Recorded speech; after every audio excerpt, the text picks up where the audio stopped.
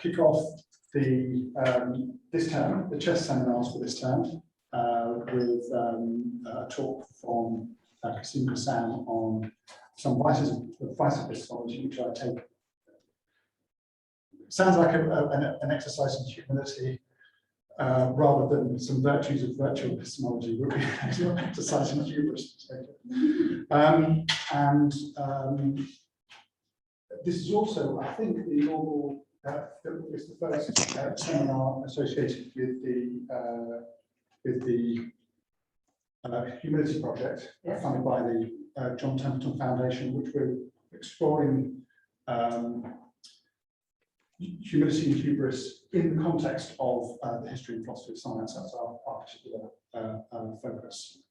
So we're delighted to have Professor Cassam. And it's in the institutions of science, not in individual scientists. It's not just, that's right, that's it. I should channel our executive summary. So, Quassim, thank you very much Okay. All right. Well, thanks for the invitation. So I first started to work on intellectual or epistemic vices about 10 years ago in connection with a book on self-knowledge that I was writing at that time. I was aware that virtue epistemology was a thing, quite a big thing. And I assumed that people must have written about vices, which seemed to me to be an important topic. And what I discovered is that although there were some people writing on intellectual vices, I mean, Heather Batterley, someone who comes to mind, Jason Baer as well, a few others, it was a very much a sort of minority interest in epistemology. Most of the focus was on virtues. I then tried to Google vice epistemology, thinking that there must be such a thing as this virtue epistemology, surely there's vice epistemology, and nothing came up. So I thought, well, I better write a paper called Vice Epistemology, to trademark it. So I did. So I published a paper in 2016 called Vice Epistemology. In the years since then, I think it's sort of taken off as a field. There's now an edited volume called Vice Epistemology. There are people who call themselves vice epistemologists, also refer to themselves as members of the Vice Squad, which is now the collective label for this group of philosophers. However, I have to say that having sort of published a book on this back in 2019, a book called Vices of the Mind, I've become somewhat skeptical now about some aspects of vice epistemology. So what you're about to hear is not a recantation, but an attempt to identify some of the pitfalls of vice epistemology. And I should say that I don't think that it's only professional philosophers who do vice epistemology. I think that active vice epistemology is something that pretty much we all do all the time in our ordinary lives. And so the pitfalls I'm going to be talking about are not just the pitfalls of the professionals, but pitfalls of people who engage in vice talk in ordinary discourse. Okay, so that's by way of background. So first of all, here's I'm going to start off with a whole series of definitions. So this is rather tedious, but I think it's important to be clear what we're talking about. So first of all, here's my own definition of vice epistemology: the philosophical study of the nature, identity, and significance of epistemic vices, intellectual vices, if you prefer. So nature is what kind of thing are we talking about here? Are we talking about character traits or attitudes or something else? Identity, so which are the vices, which, what would be a list of epistemic vices, and significance. What is the impact, what is the effect of epistemic vices? So that's vice epistemology, and it's the philosophical study of these things, not the literary study or some other kind of study. So that's how I understand it. So here then is my own answer to the nature question. What are epistemic vices? So I say that epistemic vices are personal qualities which can take the form of character traits, or they can take the form of attitudes, or indeed ways of thinking. So they're personal qualities that get in the way of knowledge or understanding. and that reflect badly on the person whose qualities they are. So let me just spell that out a little bit. So first of all, they're personal rather than subpersonal. They're qualities that you have or don't have as a person. It's a fairly kind of pluralistic view of what epistemic vices can be. So I don't want to stipulate that epistemic vices have to be character traits, for example, or that they have to be attitudes, or indeed that they have to be any one thing. I think epistemic vices take lots of different forms, and as you know, as philosophers, we're all used to asking questions like, well, which type of vice is the most fundamental?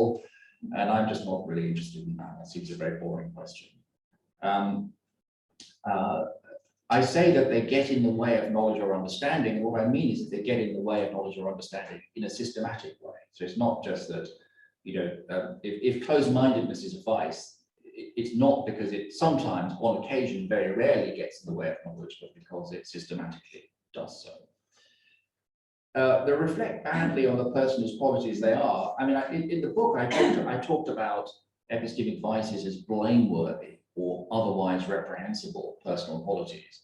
But that, even when I was writing that, struck me as kind of overblown. I mean, blame is such a problematic notion. But I think that, you know, the most benign way of describing it is that when we attribute intellectual or epistemic vices to a person, I think these attributions, if true, reflect badly on the person. Perhaps not very badly, perhaps it's not terrible, but there's some sort of negative shadow that these vices cast on people. So my account then is pluralist, as I've just explained, and it's also what I call obstructivist. So what makes these vices fundamentally is that they have an impact on our ability to know things, our ability to understand things. So I call my position obstructivism. So it's a kind of broadly consequentialist view of what epistemic vices are. So epistemic vices are vices in virtue of the fact that they have bad effects of a certain kind. But it's not just that they have bad effects, they have to also reflect badly on the person whose vices they are. I mean, being incredibly forgetful might have an impact on your ability to acquire or retain knowledge. Right? But being forgetful is not something that reflects badly on a person, at least not necessarily. Perfectly, you know, benign forms of forgetfulness. So that's my story. Now, the next bit of terminology I want to introduce is the notion of a vice attribution. So a vice attribution is simply a judgment that attributes an epistemic vice to a person other than the judger. So if I judge that Boris Johnson is epistemically insouciant, then that's a vice attribution. I'm attributing the vice of epistemic insouciance to Boris Johnson.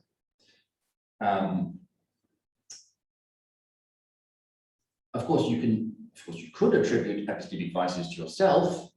Perhaps that's something that we should all do. But the vice attributions I'm most interested in are the ones where we attribute vices to others, and that's something that I think we do a lot. And of course, some vice attributions, perhaps not all of them, are also accusations. So, you know, when people would attribute various epistemic vices to Donald Trump, I mean, these weren't just sort of academic statements of vices that Trump had.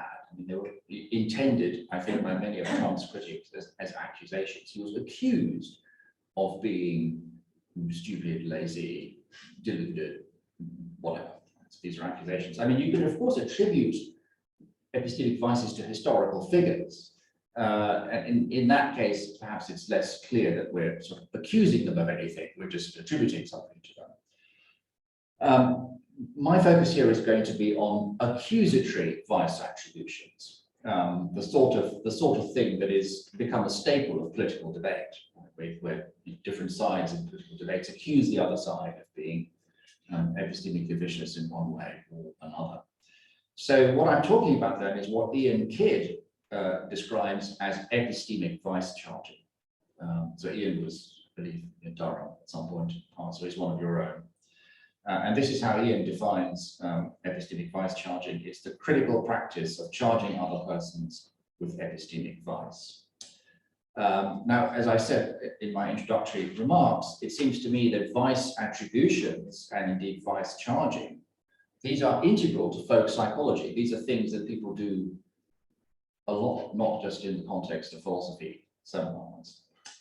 And that, again, is the point that Ian makes. A striking feature of everyday social life, he says, is that we charge others with vices. We complain often and easily about arrogant celebrities, dogmatic politicians, greedy bankers, and cruel tyrants. And of course, on that list, he's not just talking there about epistemic vices, he's talking about moral vices as well. So it seems to me that vice attributions, whether moral or epistemic, are very much part of everyday social life, actually, as Ian says in that quotation. So what's the point of attributing an epistemic vice to someone? I mean, what's the point of attributing epistemic insouciance to Boris Johnson, or dogmatism to some other politician, or closed-mindedness to a good friend of yours? What's the point of this? So I want to suggest that one of the main points of these vice attributions is to explain other people's epistemically flawed attitudes or conduct. Now, when I talk about epistemically flawed attitudes, I'm including things like flawed beliefs, flawed judgments, flawed perspectives. So that's one thing that we try to do when we attribute vices to other people. When I talk about conduct, I'm really talking here about inquiry or reasoning. So sometimes when we try to explain why someone else reasons in a particularly weird or obtuse way, we do that by attributing a vice to them. So, for example, Donald Trump believes that climate change is a hoax promoted by the Chinese government to undermine the American economy. I take that to be a flawed belief based on flawed reasoning.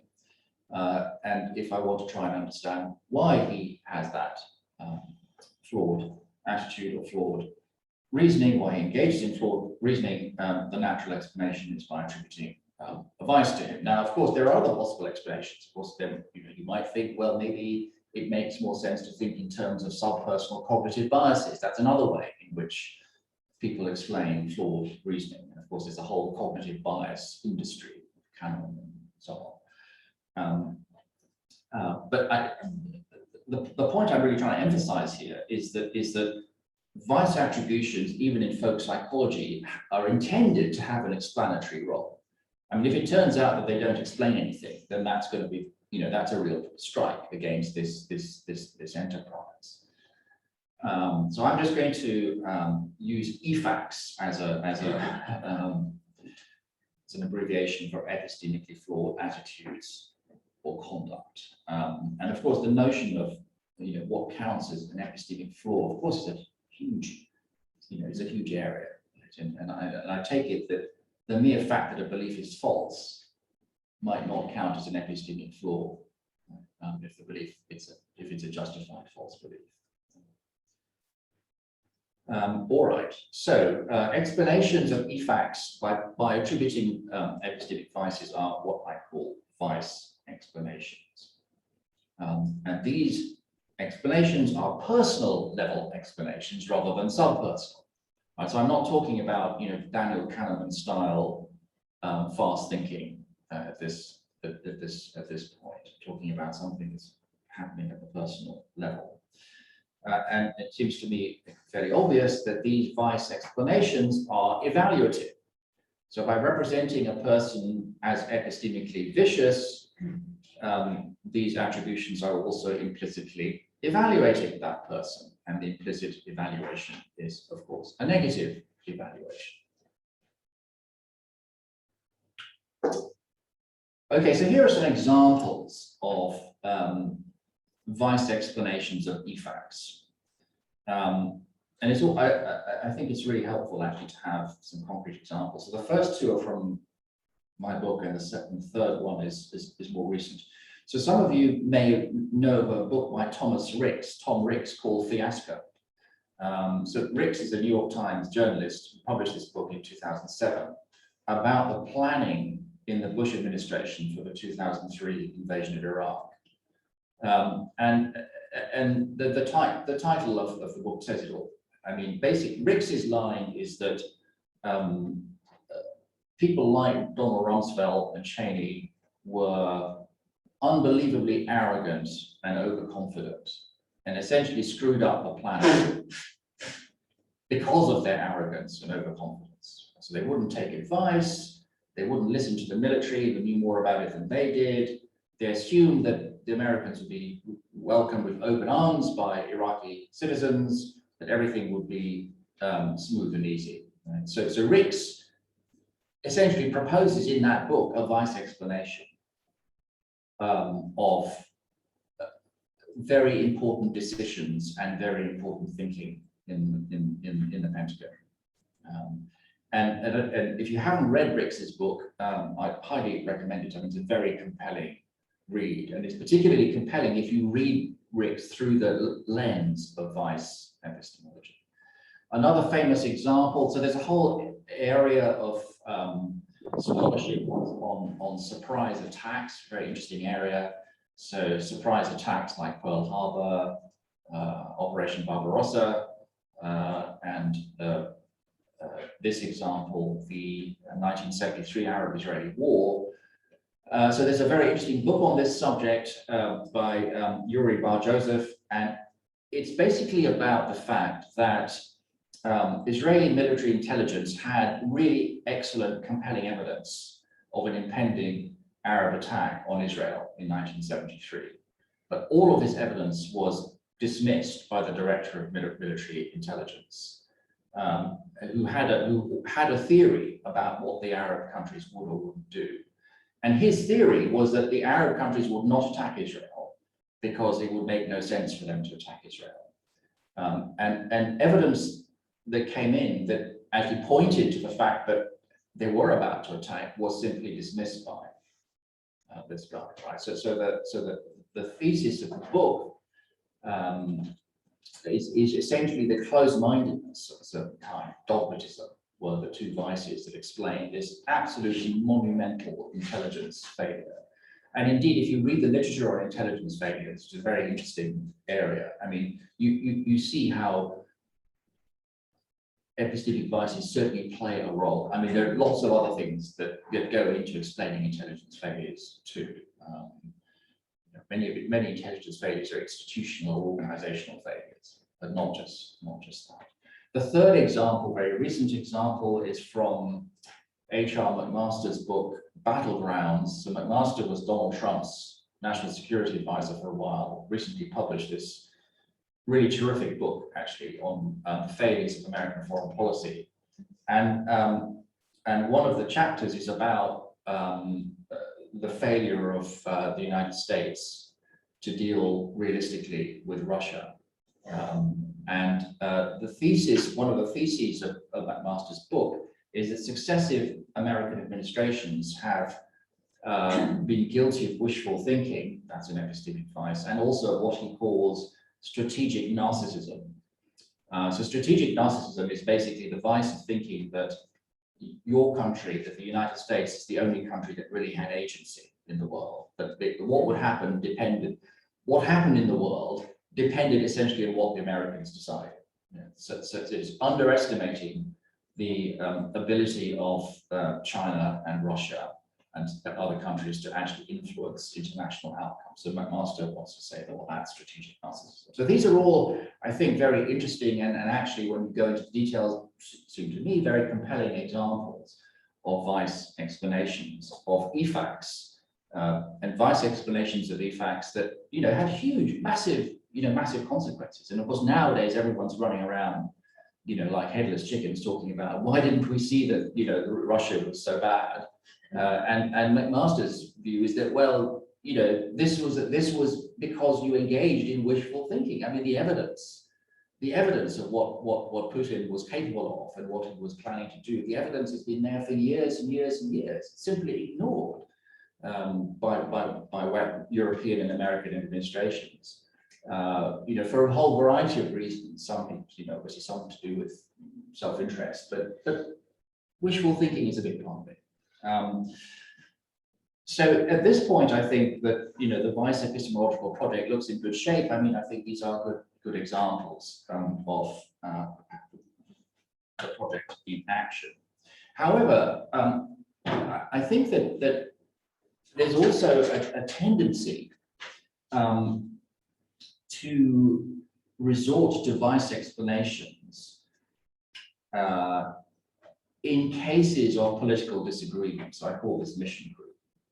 And so what I mean here is that, I mean, if we now have a debate about, intelligence failures in Israel in 1973, we're clearly now engaged in a kind of historical discussion, right? And there's no great sort of emotional payoff, whichever way you look at it, apart from the individuals who are named in these discussions. But there are also cases, I think, very common now, where there are political disagreements about issues that are current, and where these disagreements result in a great deal of vice charging, explanatory vice charging, supposedly explanatory vice charging. And I want to consider the hypothesis, the suggestion that in these cases, vice explanations might themselves be epistemically efficient. That engaging in vice explanations of the choices and conduct of your political opponents can actually get in the way of your ability to understand them. And that would make vice charging epistemically efficient. And I want to illustrate this by reference to what I call 2016 syndrome. So, of course, 2016 was the two great, political events, the Brexit vote and the election of Trump.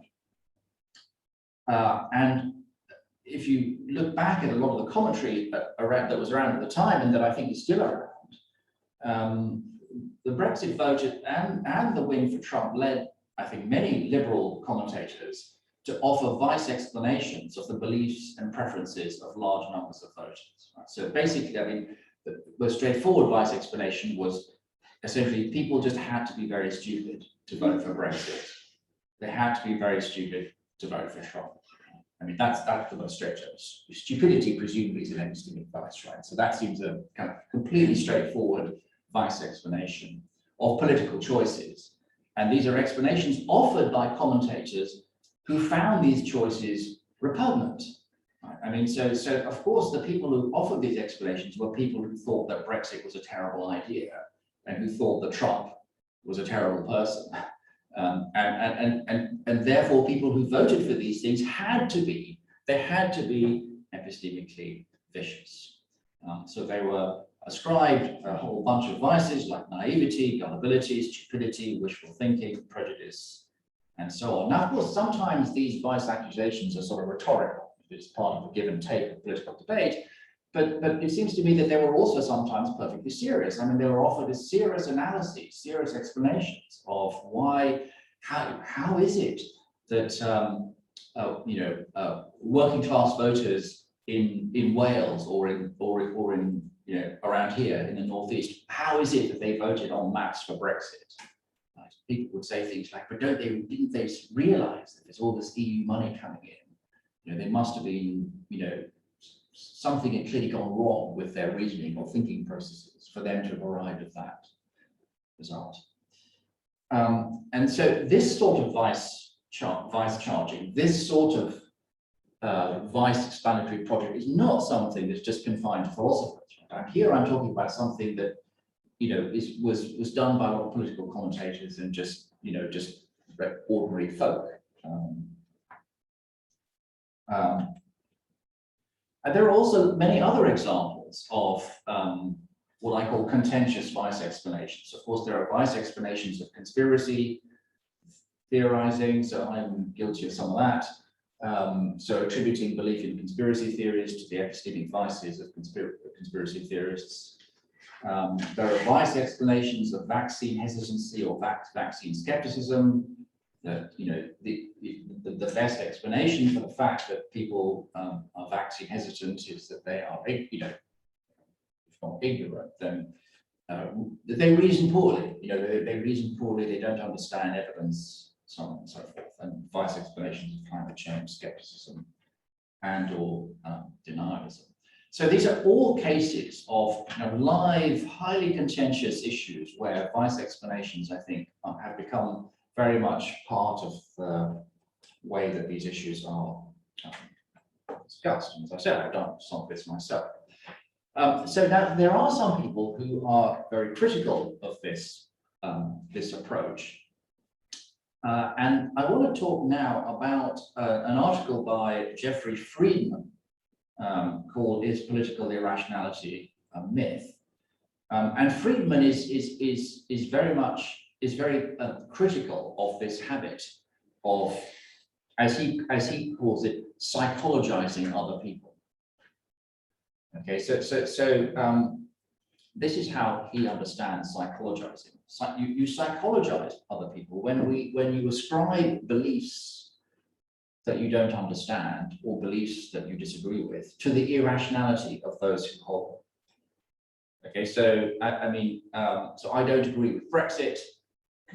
So it's very tempting to explain someone's support for Brexit by, as Friedman calls it, psychologizing, by basically saying there must be something wrong with them psychologically, epistemically. And Friedman wants to say that this psychologizing, what he calls political psychologism, is dangerous and it's bad. It's bad for democracy, as well as potentially inaccurate or misleading. So this is how he puts it: political psychologism poses serious risks of inaccuracy, as it is untrue to the phenomenology of human belief, which is ineluctably rationalistic. What he means by that is that to form and maintain a belief requires what appear to us, perhaps mistakenly, of course, to be sound reasons. So I think he's wrong about this, but his basic idea here is that everybody thinks what they think for what they take to be sound reasons. And his thought is that if you really want to understand other people, you need to understand what those reasons are. Right? And that attributing epistemic vices to them really makes that much more difficult. I'll spell that out a bit more, but that's the shape of Friedman's argument. And Friedman thinks that what underpins political psychologism is something that he calls naive realism. Okay, so naive realism, in British philosophy, naive realism is understood as some very weird view about perception that lots of British philosophers of perception are obsessed with. Now, in this context, I'm using naive realism in a completely different sense, in the sense of a couple of psychologists, B. Ross and Andrew Ward, in a paper called "Naive Realism in Everyday Life." So this is what the naive realist thinks. I see entities and events as they are in objective reality. And my attitudes, beliefs, and the like follow from a relatively dispassionate, unbiased, and essentially unmediated apprehension of the information or evidence at hand. So if I'm opposed to Brexit, which indeed I am, and I'm a naive realist, then what I think is that, well, I think Brexit is a terrible idea because it's evident to me on dispassionate consideration that it's a terrible idea. Right? It's the terribleness of Brexit is something that sort of presents itself to me, and therefore other perceivers, other agents will come to the same conclusions as me, insofar as they are also rational and impartial. So if they come to different conclusions, it must be because they're not rational, they're not impartial. So that's the basic idea. So you then end up with this sort of argument. I believe that P because the truth of P is evident to me. Right? So I believe that Trump is a moron because the fact that Trump is a moron is evident to me. If Trump's being a moron is evident to me, it should be evident to anyone else who's properly considered the matter and is not epistemically vicious. So if you don't think that Trump is a moron, that must be because you haven't properly considered the matter, and or because you're epistemically vicious. That's the structure of this argument. Okay, so that's how naive realism generates vice attributions, right? Naive realism actually makes vice charging really, really easy. Because if it's obvious that Trump is a moron, how can you not believe it? I mean, how can you not believe it, given that it's obvious? There must be something wrong with you if you don't believe it. But of course, that's far too quick and easy, because there are lots of other explanations for our disagreement here that have nothing necessarily to do with your epistemic vices. So, I mean, of course, one thing that somebody might say is that while it might be true that Trump is a moron, it's not self-evident that Trump is a moron. Maybe I only think he's a moron because of my own values, biases, and background assumptions. Maybe you have properly considered the matter and have not concluded that Trump is a moron because you interpret the evidence differently from me. I base my judgment on a particular interpretation of the evidence. Maybe your interpretation is different. Or maybe you don't think he's a moron just because your values are different from mine. Or maybe you don't think that Brexit is a terrible idea because your values are different from mine. And of course, that's clearly what's going on in the Brexit case, right? I mean, clearly, a lot of people who voted for Brexit did so because they have values that are just different from the values of the liberal elite, so forth. I'm just still talking about Friedman's view. Right?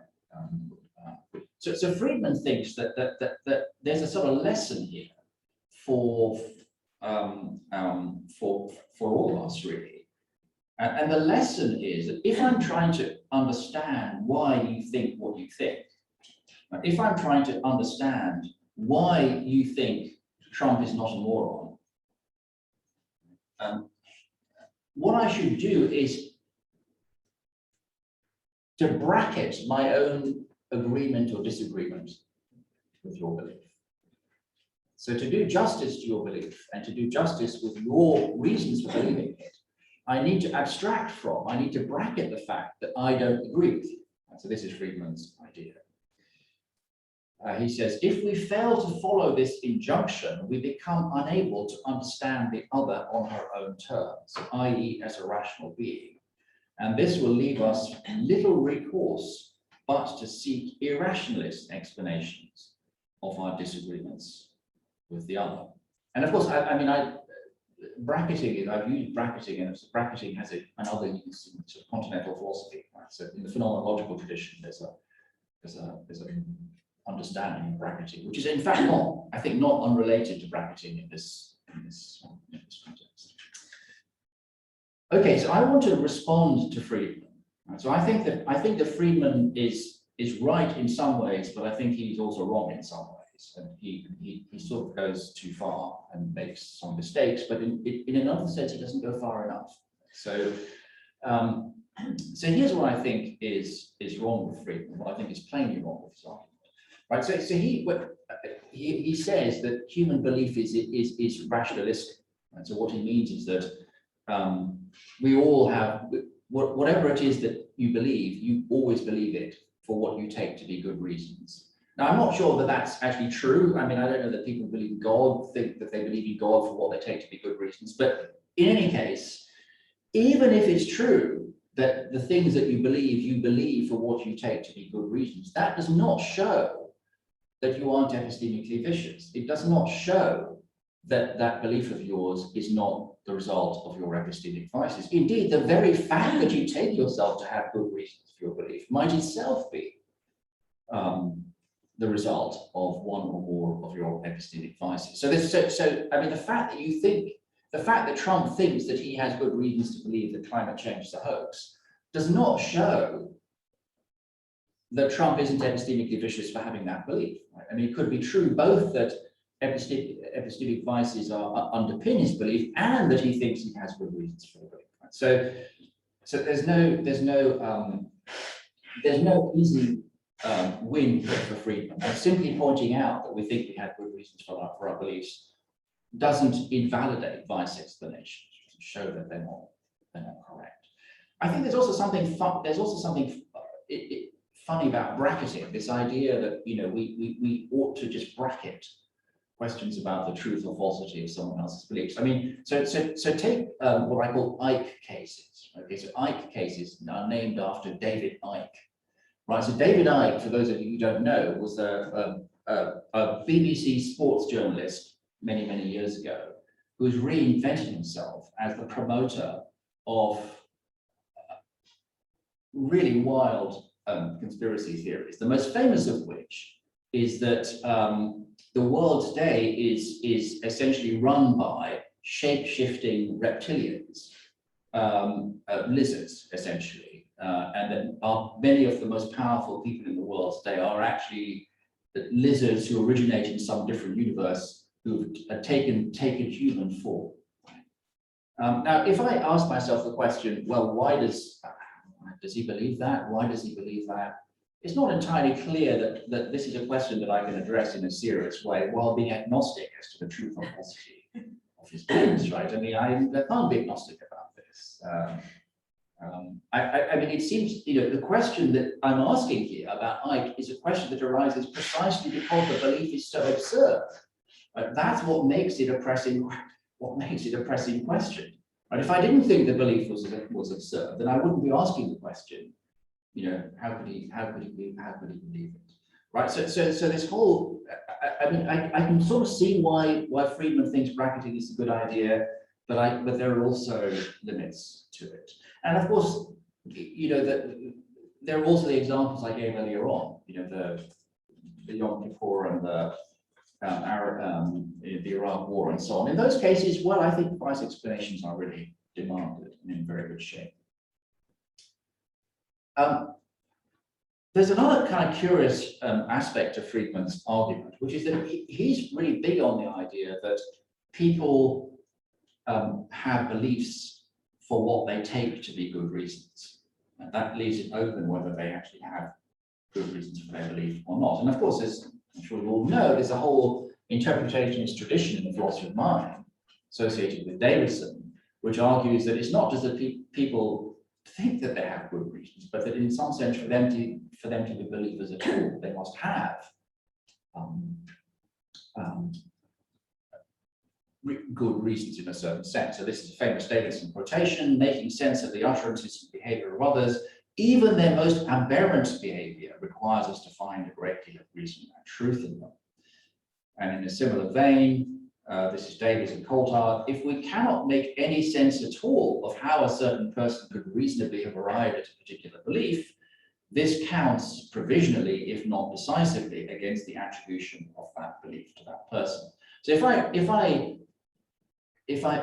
I am willing, in all seriousness, to ascribe to Donald Trump the belief that climate change is a hoax, I must be able to make sense of how we arrived at that belief. That's you. Well, I think we can argue about these Davidsonian principles and whether they are correct or not, but it's worth pointing out that in a way these principles are even stronger and more demanding than the principle that Friedman appeals to in his discussion. Friedman, I mean, Friedman actually talks about this interpretationist tradition and rejects it. His only point he wants to make is that people take themselves to have good reasons for their beliefs, and that's what's driving his argument. And as I said earlier on, I don't think that's going to get him the conclusion he wants. However, I think there's something right about what Friedman is saying. There's something right about his project, and this is how I would put it. I think it's correct that vice explanations do not really engage with other people's subjectivity. They don't really try to understand how a certain person could reasonably have arrived at a particular belief. What they provide are what you might call external explanations of a person's attitude or conduct, right? So if you think about Rix's book again, right? So Rix has a hell of a lot to say about Donald Rumsfeld, okay? And the thing that Rix keeps on saying is that Rumsfeld's basic problem was arrogance, and overconfidence. Right? And that all these disasters in Iraq are fundamentally accountable by reference to these particular epistemic vices. Now, that may be a perfectly good explanation, but it's certainly what I would call an external explanation. But it's not an explanation that's trying to get into Rumsfeld's head and trying to understand how things looked for him, to him, understand how it was that he was able to come to these judgments. Right? And of course, the minute if you read Rumsfeld's memoirs or read some of his speeches, of course, Rumsfeld had a story, right? About, Rumsfeld had a narrative about the conservatism of the US military, and they're always going for large-scale operations, even when large-scale operations were not necessary. It's always never send in 10,000 troops if 50,000 will do. Right? And so there was you could sort of see, if you really try to engage with his standpoint, you could start to see how he came to the conclusions that he came to. So vice explanations then, I want to say, are external explanations. And as a result, what they fail to deliver is Verstehen. So of course, there's this whole Verstehenist tradition,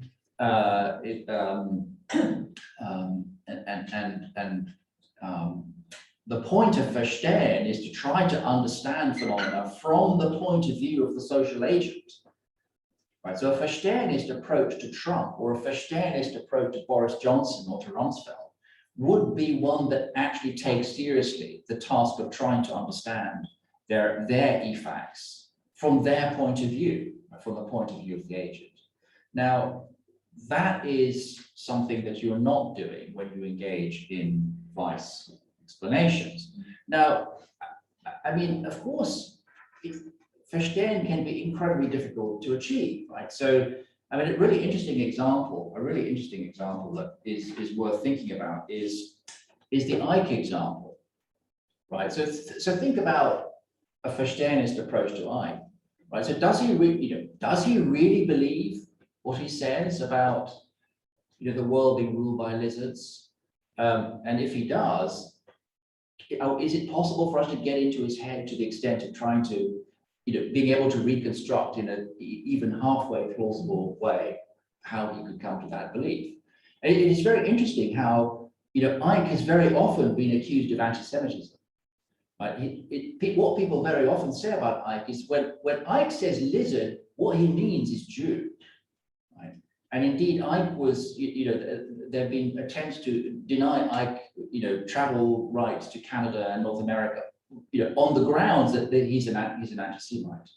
Now, of course, Ike denies this, and Ike says, well, no, when I say lizard, I mean lizard, right? But you can see, I don't want to talk about the rights and wrongs of this, but you can certainly see why it is, or how it is that people arrive at the Ike must be an anti-Semite view, right? They arrive at it because they're trying to make sense of this thing that he said, right? And the only way they can make sense of it is to suppose he doesn't really mean what he says. He must mean something different. Trump, can you get into Trump's head? Is Verstehen possible of someone like Trump? That's a tough ask, actually. So there are people where, Verstehen is not very easy to attain, but on the whole, Verstehen is something that it is possible, I think, up to a point, and certainly something that we should be aiming for. So here are two examples of Verstehenism in action. So first of all, there's a book which some of you may have heard of by Arlie Russell Hochschild called Strangers in Their Land, Strangers in Their Own Land. It's about people in essentially the American Midwest who voted en masse for Trump. Right? So it's an attempt by someone who sees herself as very much a political liberal to understand how it is that these people could have voted the way they did. And her book is very much a sort of it's an attempt to get into the heads of these people. She doesn't go in for vice charging, right? She doesn't go in for any of that stuff.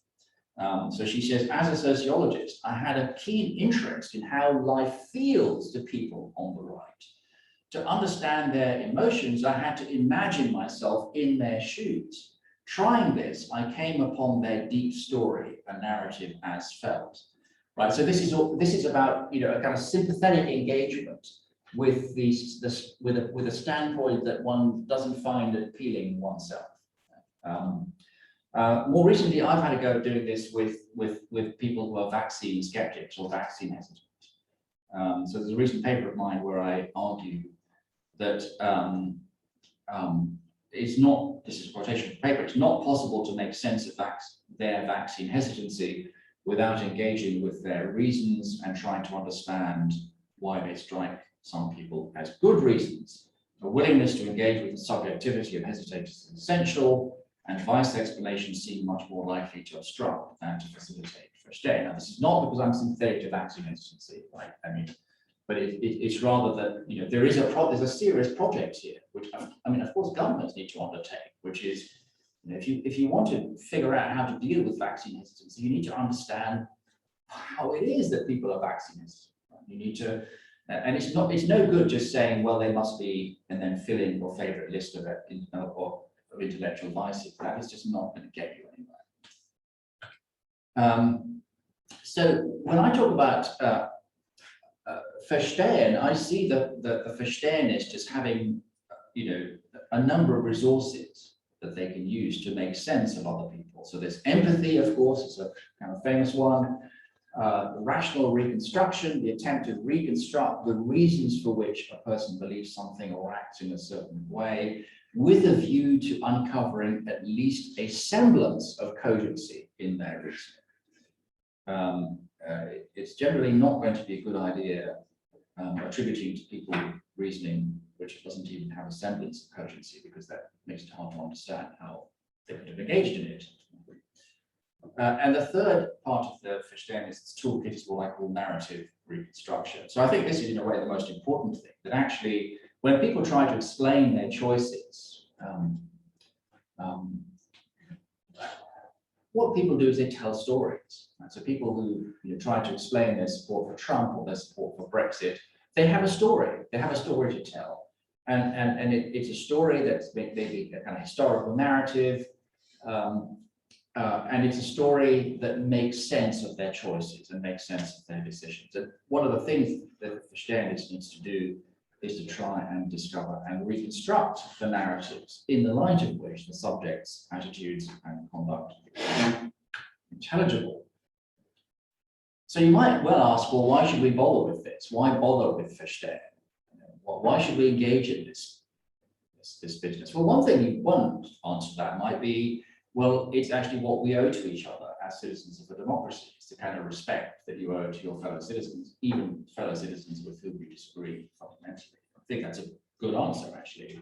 And I think there are also pragmatic reasons for engaging in this strategy, which is that we cannot hope to develop effective responses to EFACs unless we have a proper understanding of what we're dealing with. So the historian Zachary Shaw talks about what he calls strategic empathy.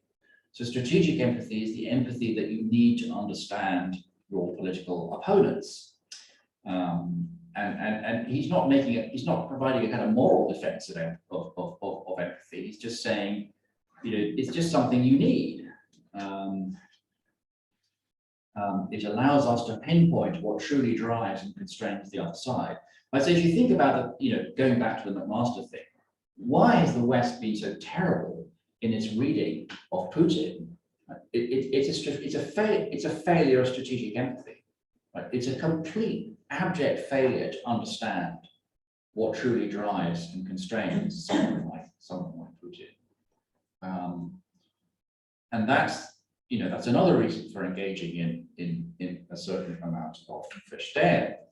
And notice that the Verstehen is not interested in vice attributions, right? The Verstehen is not opposed to vice attributions, but the Verstehen thinks that as well as these external vice explanations, there needs to be this engagement with the standpoint of the people to whom these vices have been attributed. Now, there are all sorts of questions, I think, about Verstehenism. I mean, so somebody might want to say that, aren't there going to be cases where we really shouldn't engage in this? Because, I mean, what about Verstehen of, you know, of Goebbels or Hitler? I mean, somebody might think that in those sorts of cases, it's just morally suspect to do this. So I call this the sympathy for the devil problem. So it's the idea that, you know, empathy can become sympathy, to, you know, to an extent. And of course, as I've said earlier on, there might be extreme cases, cases where despite our best efforts, the other's reasons and perspective remain opaque to us. But in those cases, I think vice attributions get us no further. I mean, I'm not really sure what a good vice explanation of vice beliefs would be any more than a Versteinist explanation. It's just baffling. Okay, so what I'm suggesting then is that in place of a kind of pure Versteinism and in place of vice attributions, what we need is to engage in what I call sense making. And sense making is both external and internal. It's sense making in the sense making perspective. What we're trying to do is to make sense of people's epistemically flawed attitudes and conduct. There are different ways of doing this, different levels at which one can do this. And there's no conflict here because the pursuit of Verstehen might in some cases, like cases of you know, Iraq and so on, might lead to vice attributions. Right? I mean, you might engage in a serious Versteinist endeavor with someone like Rumsfeld, but conclude in the end that actually the only way you can really make sense of it is by reference to his arrogance and overconfidence. But the thought is that the attribution of the vice in those cases is at the end of the inquiry. It's not the starting point. It's the results of your reflection. It's not that you don't just dive in there straight away and start peppering people with their supposed epistemic vices and have a go at trying to make sense of them in other ways. So the title of this paper is Some Vices of Vice Epistemology. So this is really what I think, that vice epistemology can be epistemically vicious when it engages in politically motivated vice charging and prioritizes vice explanations over other potentially more charitable explanations of effects. So that's the overall picture. And the reason I think that doing this is epistemically vicious is that it actually makes it harder for us to understand other people. Right, so don't forget that, you know, I'm thinking of vices as obstacles, as obstacles to knowledge or understanding. So what I'm really saying here is that vice epistemology, vice attributions can become epistemically vicious when it has the effect of obstructing our ability to understand, to make sense of other people. And so the vice here, if you want a label for the vice, I think a good label for the vice is insensitivity. Okay, so this is Jose Medina. This is how he understands insensitivity. I mean, he's not used, he doesn't come up with this definition in anything like the context that I'm discussing. So he's talking, he has a whole different take on things, but he defines insensitivity as a matter of being cognitively and affectively numb to the lives of others, being inattentive to and unconcerned by their experiences, problems, and aspirations, and being unable to connect with them and to understand their speech and action. And that, I think, is one of the potential pitfalls of vice charging, vice attributions, and vice epistemology. Right, so philosophers like to talk about the problem of other minds, right, which I think is a complete non-problem. But I think something that is a problem is it's actually the problem of other lives. It's actually trying to comprehend lives that are very different from ours. And of course, I mean, there are people who do this all the time, right? They're called anthropologists, right? And if you read, you know, if you read the work of anthropologists, they don't go around vice charging their subjects, right? I mean, you know, anthropologists, ethnographers are engaged in a kind of serious effort to understand, you know, practices that seem, you know, very problematic in other ways. If you think about Keith Thomas's work on magic, for example, trying to understand that. So that's one of the potential vices of vice epistemology, insensitivity, and that I think is related to some other vices, potential vices of vice epistemology. Arrogance. There is something rather superior about standing in judgment in this way on other people's, other people's defects. Overconfidence, I think there's a tendency to be far too confident about one's own understanding of other people and why they think the things that they think. I mean, vice explanations are so, they're so easy, right? And they give you such a simple answer, but in many cases the answer isn't that simple. Naivety and sanctimoniousness. I think there is something a bit sanctimonious about this enterprise as well. However, it seems to me that there's no need for vice epistemology to be vicious in these ways. A reformed vice epistemology would be one that takes on board the insights of Fashionism and the importance of sense-making.